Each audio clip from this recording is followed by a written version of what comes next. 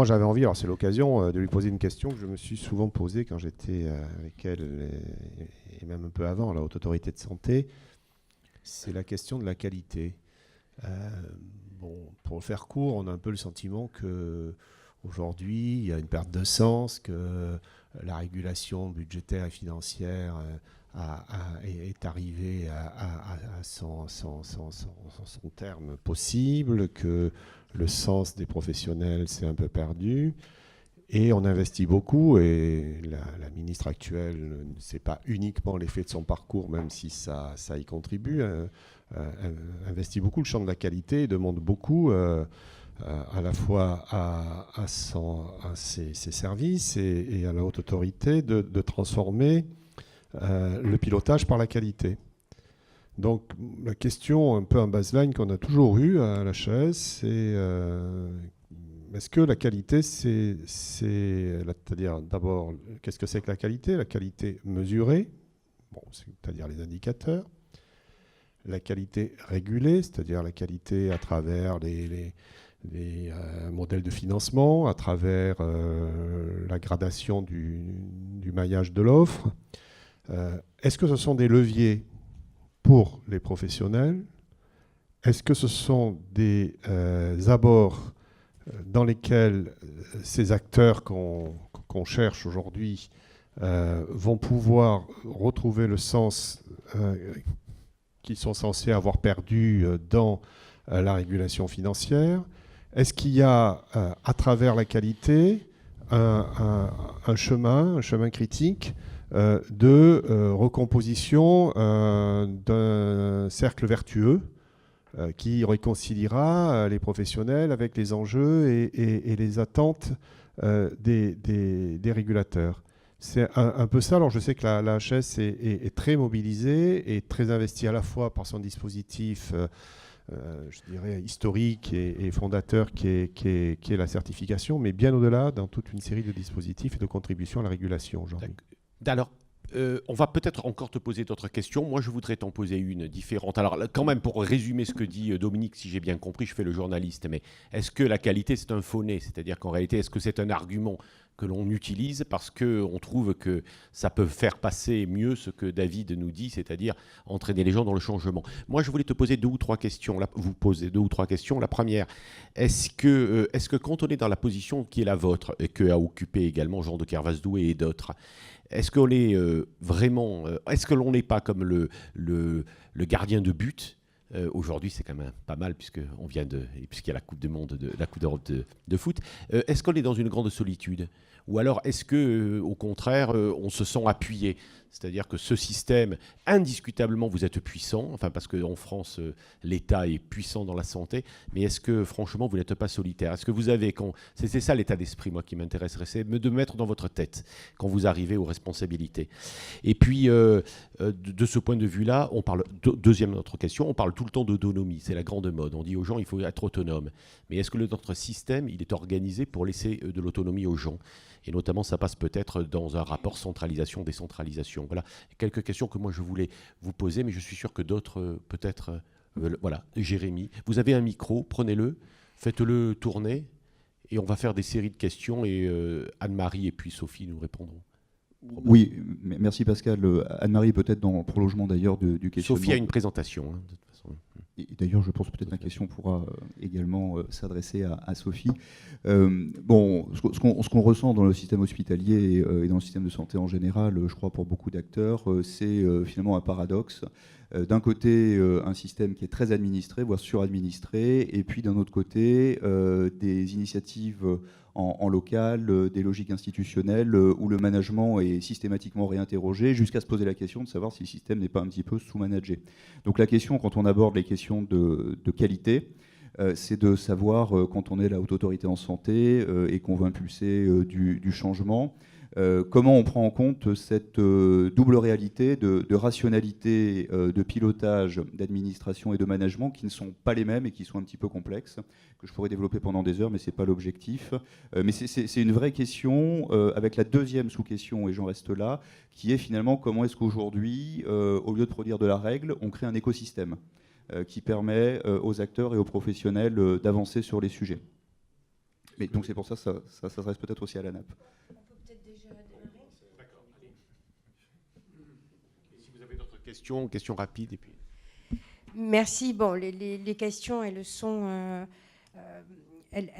focalisées sur ce qui est la particularité du moment, parce que je trouve que c'est très intéressant de contextualiser ce que, par exemple, vous avez dit, hein, qui s'applique à la question de l'embarquement des professionnels dans tous les secteurs, de le contextualiser. Moi, qui suis donc une vieille dame dans ce secteur et qui suis passée par des fonctions de terrain, de régulation régionale, de régulation nationale, j'ai l'impression que nous avons aujourd'hui, et de façon un peu historique, une confrontation entre les plaques tectoniques qui bougent. Ces plaques tectoniques, c'était les plaques du repère, ce dont vous avez parlé tout à l'heure, de l'identité. Le système de santé français s'est construit sur une identité de la fonction de l'hôpital et de la fonction sociétale. Hein. On pourrait se demander aujourd'hui depuis quand il y a un peu moins de valeurs sociétales qui sont sécrétées par les communautés hospitalières. Les grandes questions de société dans ces 20, 30 dernières années, 40 dernières années, sont passées par l'hôpital. Les questions de vie et de mort, hein, les questions de liberté, les questions de droit afférentes à la personne ou à des groupes de personnes, elles sont sorties de l'hôpital, elles ont été reprises parce qu'à un moment donné, elles correspondaient à de l'exigence sociétale. Il y en a un peu moins aujourd'hui, c'est pas inintéressant. Donc, moi, j'ai l'impression que je vais revenir sur la qualité, qui est une petite manette, une petite fenêtre, que nous avons ces plaques tectoniques qui bougent, les aspirations des professionnels bougent, le virage ambulatoire, avant d'être une politique, c'est une réalité qui fait changer les métiers. Le temps de la relation n'est plus le même. On apprend aux médecins, aux écoles, aux infirmiers, aux aides-soignants, on leur apprend à installer le temps de la relation. C'est ce qui fait leur valeur, c'est ce qui fait leur identité. Et quand ils arrivent dans les institutions, il n'y a plus le temps de la relation, puisqu'il y a un turnover très important, ça dure 5 heures. Et pendant 5 heures, on se rend compte tout d'un coup que c'est plus ça qu'on fait. On fait de l'accueil, on fait de l'orientation, on fait du processus, et on a du mal, enfin c'est plus compliqué d'installer la relation. Donc, moi, donc ce choc tectonique, j'ai l'impression qu'il n'a jamais été aussi important. Parce que ça bouge avec la perte de repères géographiques. Les institutions, le privé se regroupe, les ESPIC se regroupent un peu moins, mais quand même. Et dans les hôpitaux publics, la perte du repère géographique de mon appartement, c'est ça, ma maison, c'est ça, elle s'éloigne de plus en plus.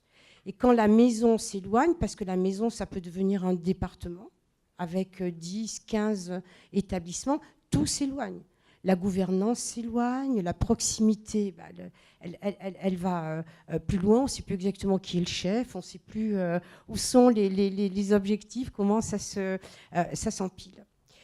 Donc, moi, j'ai été très frappée. Il y a quelque temps, il y a un sondage, je ne sais plus qui l'a commandé. J'ai vu les résultats d'un sondage dans lequel, sur un nombre qui a l'air d'être statistiquement représentatif, et des médecins et des infirmiers, je pense que c'était à l'hôpital public, disaient on réalise qu'on fait moins de qualité qu'avant. C'est-à-dire, c'est pas difficile de faire de la qualité parce qu'on n'a pas les moyens, parce qu'on court partout, parce que c'est compliqué. C'est on en fait moins qu'avant. Signal quand même. Et donc, ce choc un peu tectonique fait que, pour le coup, on ne va pas pouvoir retrouver uniquement dans les forces managériales des communautés des leviers, et qu'il faut en même temps, et c'est ça qui est compliqué aujourd'hui, les mêmes causes reproduisant les mêmes effets, il faut en même temps, bien sûr, trouver dans les communautés professionnelles, dans ces jeunes médecins, il faut leur donner envie de s'installer dans les territoires, il faut donner envie à ces professionnels de retrouver dans les institutions, par exemple à l'hôpital, de retrouver du sens, parce qu'ils ne savent plus pourquoi ils travaillent aujourd'hui et ils sont écrasés par de la difficulté, certainement plus que quand moi j'ai commencé mes fonctions. Petite parenthèse, on me disait il y a peu de temps dans le secteur médico-social, une aide-soignante de 20 ans est à l'école, elle apprend à faire les toilettes et à installer la relation en 30 minutes. Quand elle trouve un poste, elle arrive dans son institution et son chef lui dit « 10 minutes, tu te débrouilles ». Ça veut dire que d'emblée, elle sait qu'elle ne va pas installer la relation. D'emblée, elle sait qu'elle va mal faire. Donc, il y a les facteurs exogènes quand même. Tout pousse au territoire. Je pense que la clé, elle est là aujourd'hui. Tout pousse au territoire. Tout pousse au parcours, tout pousse à l'évolution numérique, tout pousse à la coordination de plusieurs secteurs à la prise en charge d'un seul patient, tout pousse à ce mot valise de l'approche centrée sur la personne. Et hormis l'article 51, là aujourd'hui, qui va faire naître des signaux faibles, ou qui va faire s'exprimer des signaux faibles, le carcan. Là, pour le coup, je dis le carcan, c'est l'ossature de notre système. Les tarifs, rien n'y pousse. Le système financier, rien n'y pousse. Le système de management du national au régional, rien n'y pousse. Et donc, on a ce choc des plaques tectoniques qui est très important et qui fait qu'il faut tout à la fois trouver, à la fois intrinsèquement dans les communautés, mais il faut en même temps aider à desserrer le champ pour aller sur le territoire, pour décloisonner et pour avoir une approche centrée sur le patient et la personne. Et ça, c'est très compliqué, ça ne nous est jamais arrivé, comme ça, jamais. Dans l'histoire de nos constructions, on va dire, je sais pas, depuis les années 60, ça ne s'est jamais produit comme ça. Donc, nous, là, pour le coup, on réfléchit comme ça.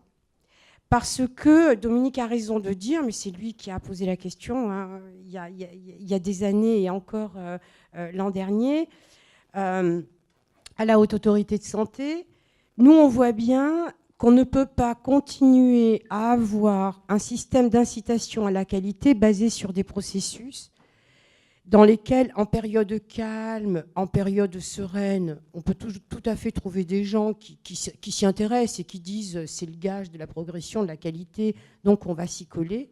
Mais dans l'espèce de marasme actuel aujourd'hui, si on ne trouve pas des choses qui réconcilient le médecin avec sa médecine, l'infirmier avec sa participation aux soins et la relation au patient, il ne se passera rien.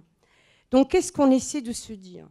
On essaie de se dire, la cible, c'est le territoire. La cible, c'est le décloisonnement.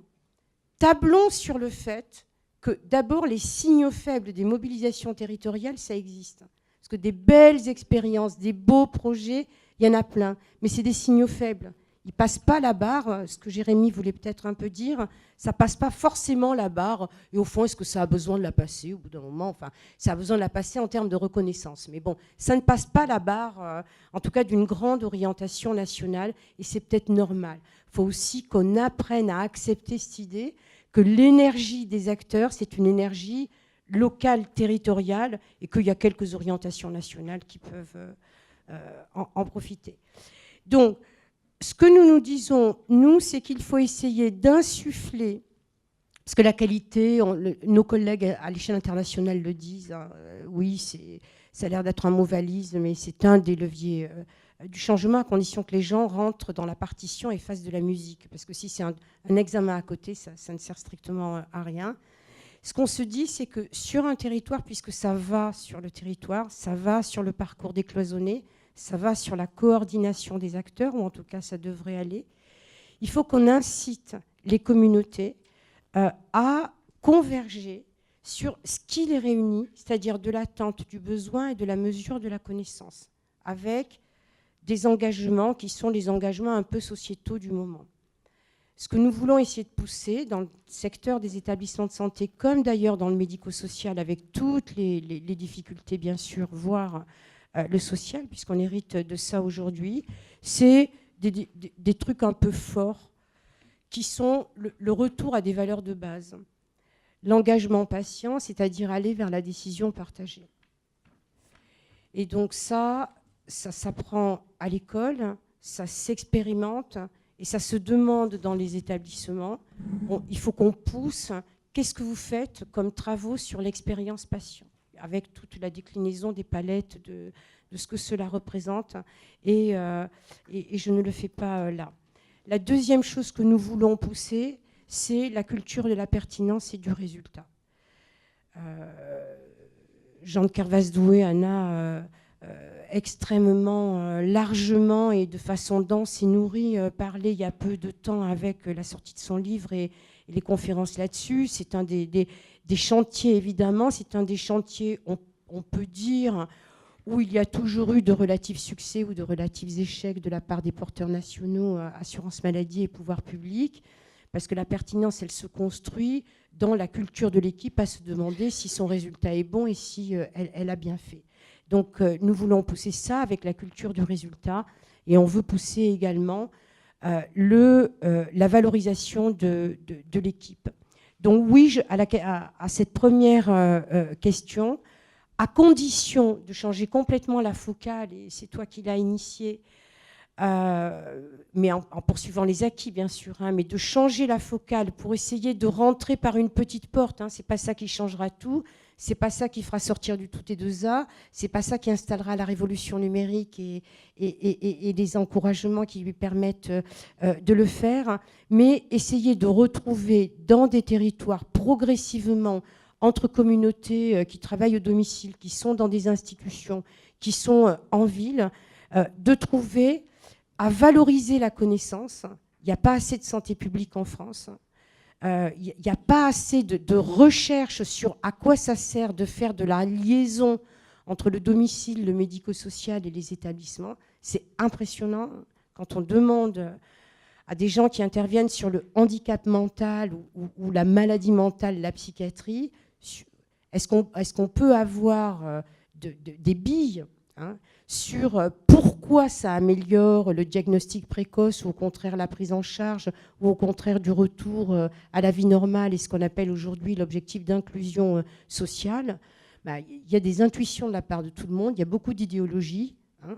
Moi je fais mieux que les autres, mais les passerelles entre les deux, donc il faut améliorer la connaissance. Et donc ça veut dire qu'il faut pousser à ce qu'il y ait des travaux qui améliorent ça, qui se traduiront ou pas par des évolutions de financement. Et une des portes d'entrée, nous on pense qu'elle passe par cette culture du résultat, cette culture de la pertinence et cette installation de la construction des parcours avec une approche centrée sur la personne. Ouais. Et je termine en disant que bien sûr, est-ce que... je ne sais pas s'il y a une solitude du dirigeant national ou régional. Oui, bien sûr. En tout cas, il est réellement confronté à ça. Il est réellement confronté à ce malaise de terrain et, comme le disait Jérémy, à cette dichotomie entre l'envie d'aller plus loin et la difficulté d'aller plus loin par les cloisonnements rigides financiers et juridiques.